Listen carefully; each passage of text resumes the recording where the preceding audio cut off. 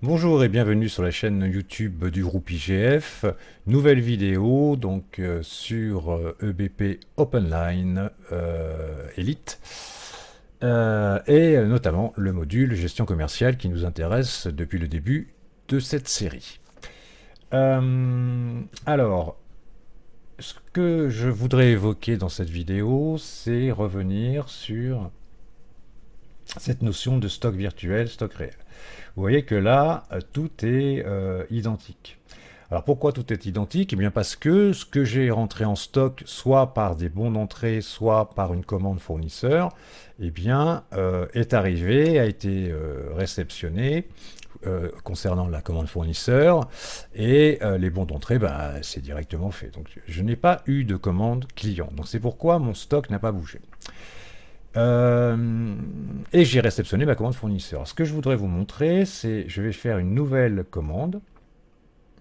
Donc je vais dans fournisseur achat, ajouter, et je vais faire une nouvelle commande. Et je sais que j'ai beaucoup de demandes pour la guitare folk. Donc je vais prévoir d'augmenter mon stock. Donc déjà dans mon code tiers, c'est Gibson qui me la vend. Je vais chercher mon produit ici, c'est la folk. Voilà. Et je vais en commander 20. Pif. Ok, donc prix d'achat et total 48 000 euros là, ici. Ok, j'enregistre ma commande, pardon, pas ma facture. Je ferme, clac, et donc je vois apparaître ici ma nouvelle commande qui n'est pas réceptionnée. Et c'est ça qui m'intéresse. Maintenant, je vais dans Produit et je constate que mon stock réel est à 30, c'est-à-dire les 30 que j'avais au départ, mais mon stock virtuel est passé à 50, lui. Ben, c'est normal parce que dans l'absolu, d'un point de vue virtuel, j'en avais 30 en stock et je viens d'en commander 20. Donc, certes, je ne les ai pas encore reçues, mais elles font partie de mon stock virtuel. J'en aurai bientôt 50. C'est ça que ça veut dire.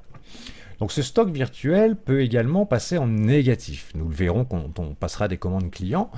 Et ça veut dire quoi? Ça veut dire que j'en ai plus vendu que ce que j'en ai réellement en stock. Donc, ce sera le point d'alarme pour passer tout simplement une commande fournisseur pour pouvoir rétablir ce stock négatif. Donc, le stock virtuel, voilà, comprenez bien ce que c'est. C'est ce que j'ai en stock plus ce que j'ai commandé qui n'est pas encore arrivé, moins ce que j'ai vendu qui n'est pas encore sorti. Alors on va le voir, hein, à quel moment il va se remettre d'aplomb.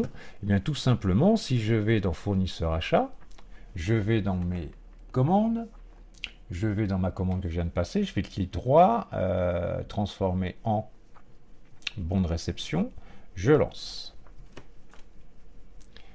Voilà, je ferme, paf, je vais dans bon de réception, je trouve ma réception, je fais clic droit, transformer en, et je trouve directement facture.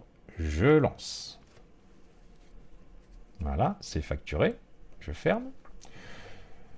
Allez, on va faire le règlement. Hop. 72 000, non. Échéance 48 000. C'est celle-là. Donc, clic droit. Créer un règlement. À chaque fois, je le cherche parce qu'il est tout au début. Par chèque, 48 000. Par décaissement, non, c'est en tant que règlement. Maintenant, j'ai créé ma banque principale, donc vous voyez, j'ai plus besoin de m'en occuper. Elle est déjà mise là. Et je n'ai plus qu'à enregistrer mon règlement. C'est fait. Bing. Donc, dans échéance, j'ai plus rien. J'ai tout réglé. Dans règlement, je retrouve bien mes deux règlements.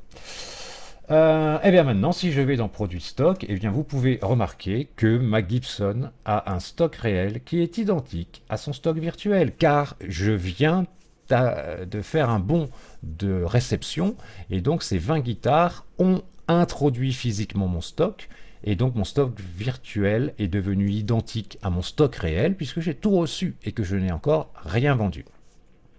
Dans les vidéos qui suivront, nous allons aborder les clients, donc les ventes, et nous verrons que le stock virtuel va baisser.